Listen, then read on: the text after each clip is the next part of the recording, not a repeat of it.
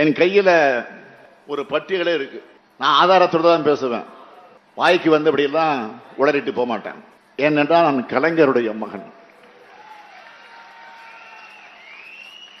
இதுல இருக்கக்கூடிய பெயர் பட்டியல் ஏதோ தேச தலைவர்களோ சமூக சேவர்களோ இல்ல, எல்லோரும் சட்டம் ஒழுங்க கெடுக்கிற ரவுடிகள். ஒரு 25 பக்கத்துக்கு பட்டியலோட வந்திருக்கேன். சரித்திர பதிவேடு குற்றவாளிகள், டேட்டா ஆதாரம் இருக்கு. இது தவறுனா தயனை இருந்தா, தெம்பு இருந்தா, திராணி இருந்தா என்பது வழக்கு போடுங்க. நான் நீதிமன்றத்தில் சந்திக்க தயாராக இருக்கிறேன். இந்த பட்டியலில் இருக்கிறவங்க எல்லாம் இப்ப எங்க இருக்காங்க தெரியுமா? இந்த பட்டியலில் இருக்கிறவங்க எல்லாம் எங்க இருக்காங்க தெரியுமா? அத்தனை பேரும் பாஜகவில் தான் இருக்காங்க. வழக்கமா இந்த பட்டியல் போலீஸ் ஸ்டேஷன்ல தான் ஒட்டப்பட்டு இருக்கும். 32 பக்கங்கள் கொண்ட இந்த பட்டியல்ல 1977 வழக்குகள் இருக்கிற 261 ரவுடிகள் இருக்காங்க.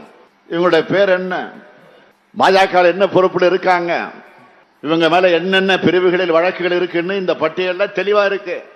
எல்லா ரவுடிகளையும் உங்க கட்சியில வச்சுக்கிட்டு சட்டம் ஒழுங்கை பத்தி பேசலாமா?